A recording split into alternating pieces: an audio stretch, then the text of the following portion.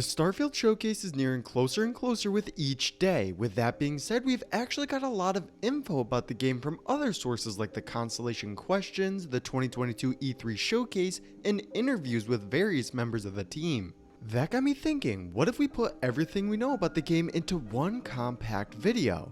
And what is up guys, Inch from the Denmen here, and today I wanted to go over everything we know about Starfield before we get its eventual showcase. There is a lot that we know about already, so if you are excited, make sure you hit that like button and comment what you want to see from the Starfield showcase. I'm going to be sticking to the facts in this video, so anything that has been rumored or not from Xbox or Bethesda themselves will not be in this video. But with that being said, we have a lot to go over, so kick back, strap into your seat, and let's blast off into today's video. So the first thing I want to talk about is the story, which we know nothing about, so let's move on. In all seriousness, there is actually little we know about the world of Starfield and where we are going with it, but we do have a couple of tidbits that set the stage for where we are in the story.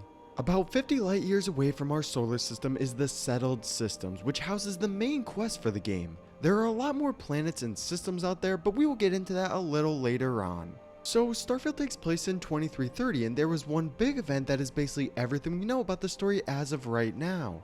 20 years before the start of the game, there was a colony war between the two biggest factions of the Settled Systems, with the Freestar Collective and United Colonies. What you need to know is that it ended with an uneasy peace that is still kept up to this day. Besides the Freestar Collective and United Colonies, there are many more out there that play a role in the world of Starfield. We know a couple of things about them, starting with our main one of Constellation. The goal for Constellation is to discover the mysteries of space and will tether the game to its sci-fi roots really well. We already know of one other member of Constellation with Vasco. This robot is conditioned for expeditionary travel around the Settled Systems and is equipped with defense capabilities if deemed necessary. It will be a unique experience to uncover the mysteries of space, and it looks like Constellation will play a major role in that. Coming back to the Colony War, let's discuss the major superpower of the Settled Systems with the United Colonies. The United Colonies are an alliance of different settlements that form to create one mega space republic. The capital city of New Atlantis has been shown off during the E3 showcase of last year and is described as a melting pot of all people. After the Colony War with the Freestar Collective, the United Colonies are considered to be the most powerful faction within the Settled Systems, both military and politically wise.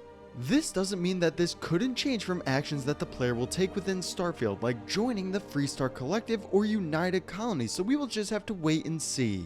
On the other side of it, we have the Freestar Collective, very different from the United Colonies. A loose federation between three star systems, the Freestar Collective believe that people should have their own freedom and be allowed to live as individuals. This alone gives off a different vibe from that of the United Colonies, and I would really like to see the dynamic that is played between the two factions.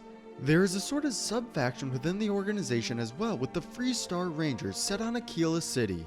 We don't exactly know what they will be like, but I imagine this is how we will be able to interact with the Freestar Collective.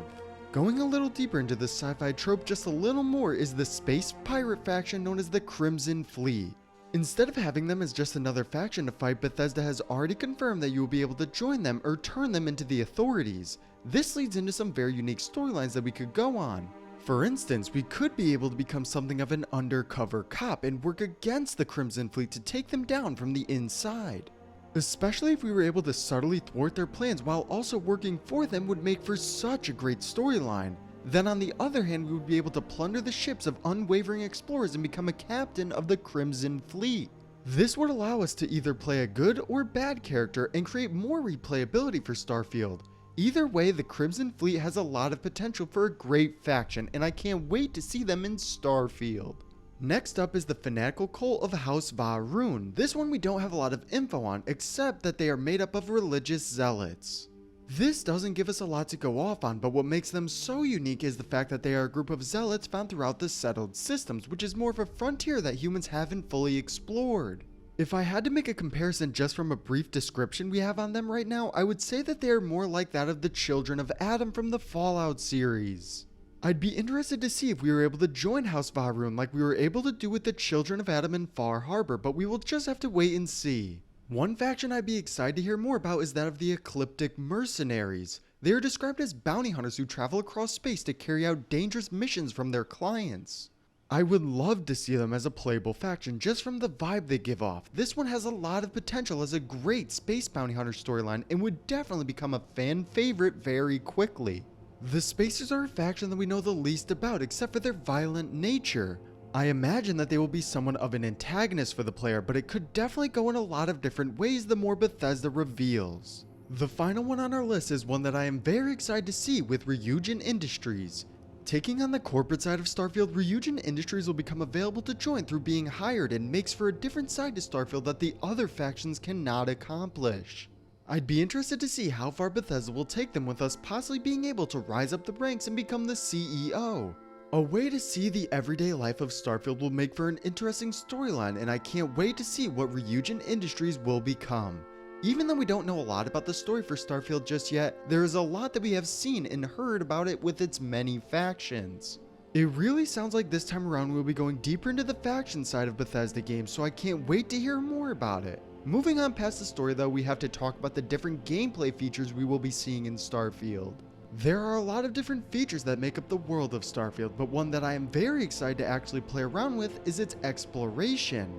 Exploration is a big allure for a lot of the game, and for Starfield to have over 1,000 planets makes this even larger than anyone could have possibly imagined.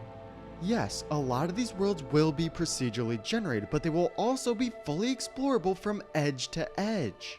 That means that every single planet that we are getting will be traversed around the whole world. From those that are procedurally generated to the number of ones that will be handcrafted, we will be seeing a lot of different mysteries, secrets, and Easter eggs to uncover through all of them. Take Mars for instance, which will be playable in Starfield, and we can see it in a big way with its own major colony of Cydonia. There will be a number of these focused on the idea of space Easter eggs, and I imagine some will be bigger than others. Alongside the planets though, we will also be getting a number of large cities as well, like the capital of the United Colonies with New Atlantis. We have also gotten confirmation of at least 3 others, with Aquila City, the water spaceport of Neon, and of course Cydonia. Places like these will flesh out the worlds even more and will make for a lot of interesting interactions and environments.